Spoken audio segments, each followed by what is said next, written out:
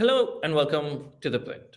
Prime Minister Narendra Modi has finished his 2 day whirlwind visit to China, where he held bilateral meetings with Chinese President Xi Jinping on Sunday, as well as attending the Heads of State Summit of the Shanghai Cooperation Organization on Monday, which successfully adopted a Tianjin declaration that had a little bit for every country involved, including a strong condemnation on the terrorist attacks in Pahalgam, an acknowledgement of cross border terrorism.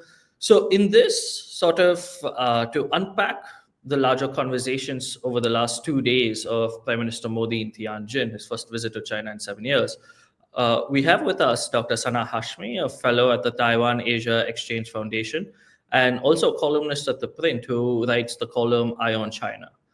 Thank you for joining us, Dr. Hashmi. Thank you, Keshav. It's a pleasure. So, to start off with, lots to unpack here. The SCO declaration, the Tianjin declaration, adopted all 10 members. And if you remember, in June, the defense ministers' meeting, that was not able to be done because there was an issue over the language regarding terrorism. There was no consensus found on when it came to terrorism. So, how do you see, the outcomes of the SCO vis-a-vis the Tianjin declaration in particular? I think SEO is absolutely getting a lot more attention than it has ever got and ever anticipated. But we also have to be clear first, why is it getting so much attention? It is getting attention because Prime Minister Modi is visiting China after 7 years. And also Prime Minister Modi is participating in person in SEO summit after a long time. And also the visit to China is also important because it is happening after the chill in the relationship, prolonged chill in the relationship after Galwan clashes. So this is one of the main reasons why SEO Summit is being discussed and being seen, observed by not only in India and China in the region, but also broadly in the West as well.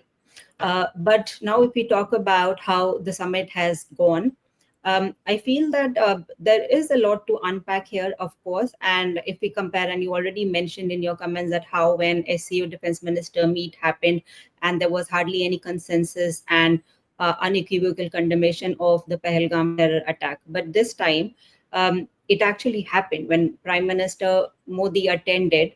So all the SCO leaders unequivocally actually condemned the terror attacks.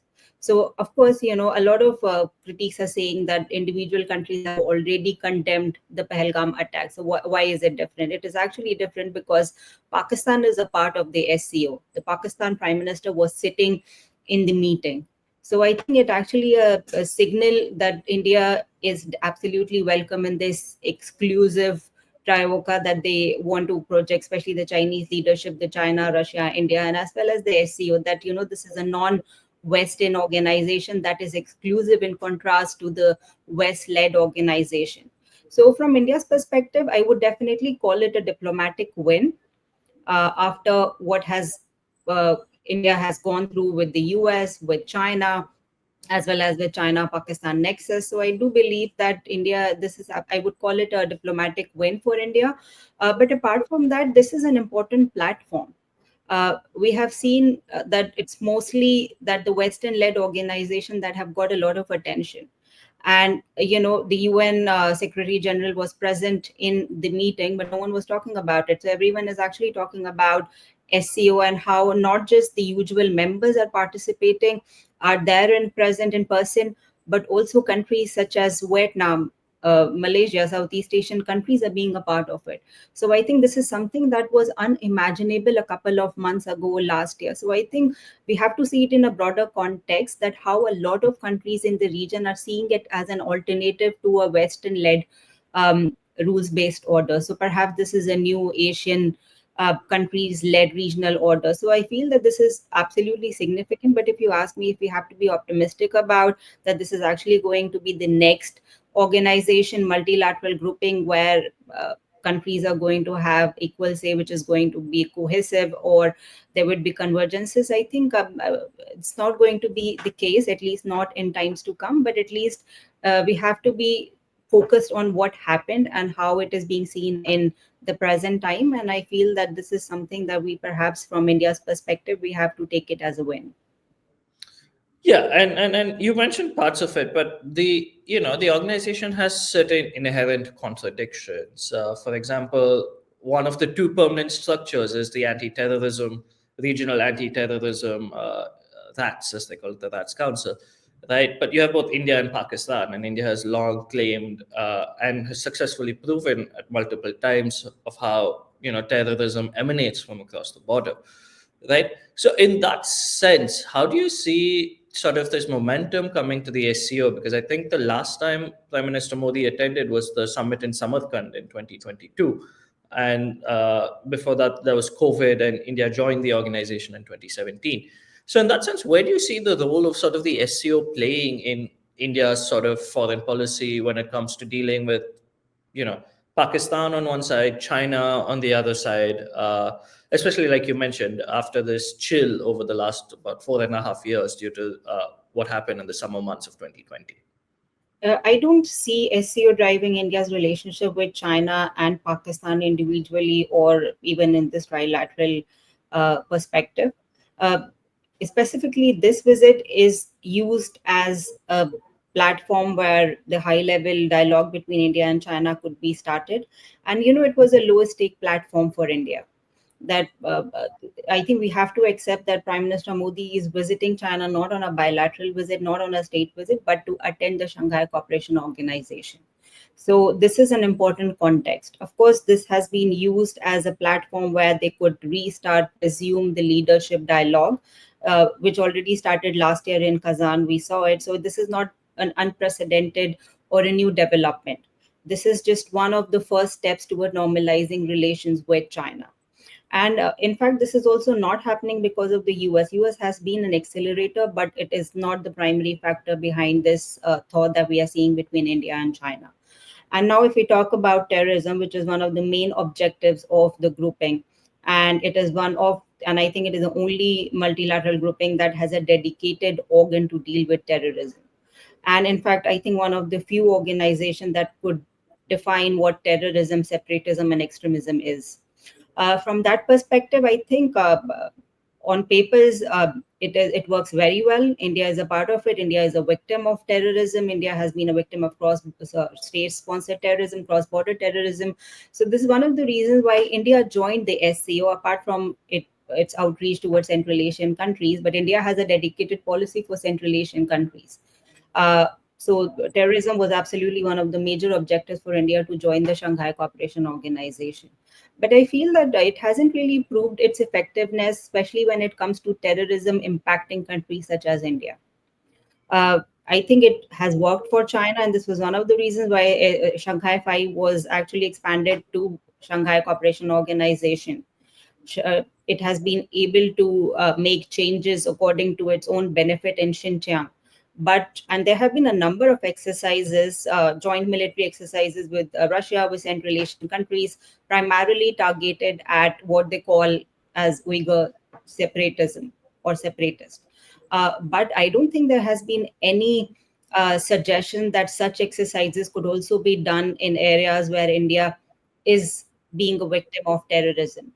So why I think there are double standards that China has been able to achieve its objective. China has been able to reap the fruits benefits of the SCO objective, but I don't think that India has been able to get much out of it. And despite the dedicated organ, so I think it's one of the main criticism that it serves some countries, but it doesn't serve some countries who are important members of the grouping. So I feel that that's why it is less cohesive. That is why there would be divergences of opinion with respect to who benefits more and who benefits less.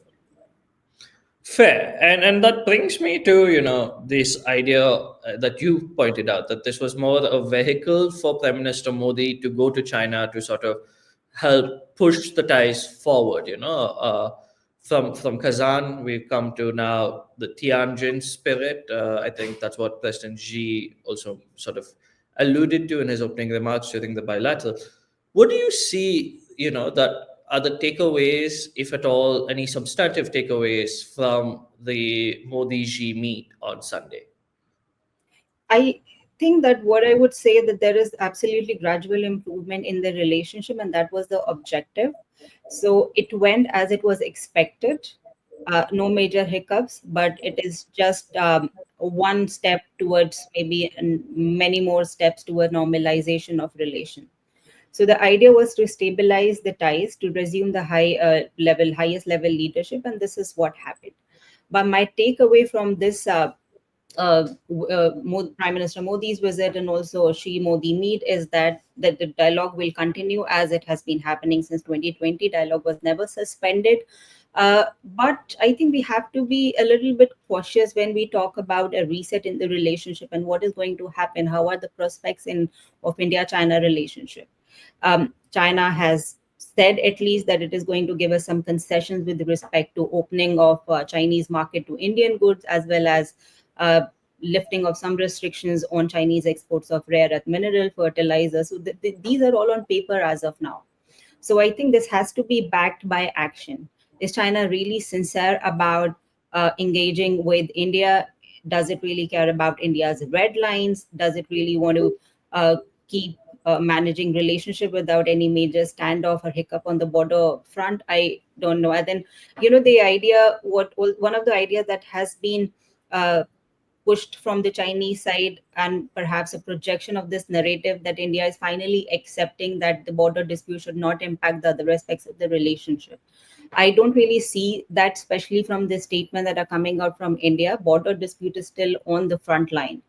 I think this is a very temporary, perhaps, arrangement that and of course, no major standoff has also happened in the past several months and years, I would say. So this is perhaps safe for India to keep it on the back burner for a while, but I don't think the border dispute is going to be on the back burner for a long time. Eventually, it has to be resolved. And this is what India's security concerns become bigger. And India has acknowledged publicly that China is, if not the top security threat, but at least one of the highest security concerns for India. So it doesn't change. The fundamental issues haven't really changed. And if I cover Eye on China column, I write this I cover Chinese discourse on the issues relating to China, and I've been covering what they have been talking about India China. There has hardly been any mention of the boundary dispute and India's concern. The blame has been squarely put on India, that India has been in the Western orbit. Western influence is very much there on India. That is the reason why there has been deterioration of relations between India and China. There's no acceptance of the border dispute. There's no accountability for what China has done on the border. So I feel without this even acknowledgement or recognition, I don't really see how there could be lasting peace in the relationship. I feel this is all a temporary relief to the relationship, but also on the economic front. We have to see if these are actually being translated into actions, if India actually gets relief from Trump tariff, if China at all open its market to the Indian goods. So I think we have to really, and also about the investment, we cannot forget. I don't think that India is very comfortable with getting more investment. The security issues are very much tied to the economic interest. So I don't really see that how do we navigate such issues, and how do we actually see how could security concerns coexist with economic interest. And I don't think that economic cooperation is going to be at the cost of security concerns or sovereignty violations. So I think India's policy hasn't really changed much. There has definitely been a lot of emphasis on shift on India's policy, especially in the Chinese discourse. But I think there's a lot of continuity. And if you look at what India has been doing, I think this is just a continuation of strategic autonomy and multi-alignment. The US focus on US still very much there. The crisis management is still very much going on. And I think the idea for India is to manage ties with the United States and perhaps reach at a level where India and US could become again natural partner. And at the same time, it is not going to sacrifice its relationship with Russia. But I think with China, in India is not really compromising on its core interest. The idea is just to stabilize relation, and this is something that has been going on for a very long time now. Okay, fair enough. Because, that just leads to the understanding that I think the foreign secretary said last evening, that peace and tranquility on the borders is sort of the insurance policy for the larger bilateral ties. And I think that's what Mr. Mishri said. So, what you're saying is that, this is more a temporary sort of arrangement of sorts between India and China to normalize ties. Which brings me, to a very short last question: is the special representatives met earlier this month, Ajit Doval and Ms. Wang Yi, and you had mentions of sort of this political considerations for the larger ties. So how is that sort of, from the Modi ji meeting on Sunday, how do you see that political considerations on this boundary question? Special representative talks have been happening since 2003. It is another confidence building measure, and so that dialogue remains intact. What do we then? What do we get out of it now? Not something new, not anything that hasn't happened before. So I think when it comes to resolving the border dispute, Chinese idea is that it should be left for the next generation of leadership. But now I think there is so much contradiction. When it comes to Taiwan, it has to be dealt by the present leadership. So why not the boundary dispute with India as well? And China has resolved the boundary dispute with 12 of its 14 neighbors. So why not India? Because I think it just treats it as a pressure tactic against India. It wants to keep India preoccupied. And I would agree with Foreign Secretary that this is the prerequisite for having lasting peace in the relationship. The border dispute has to be resolved.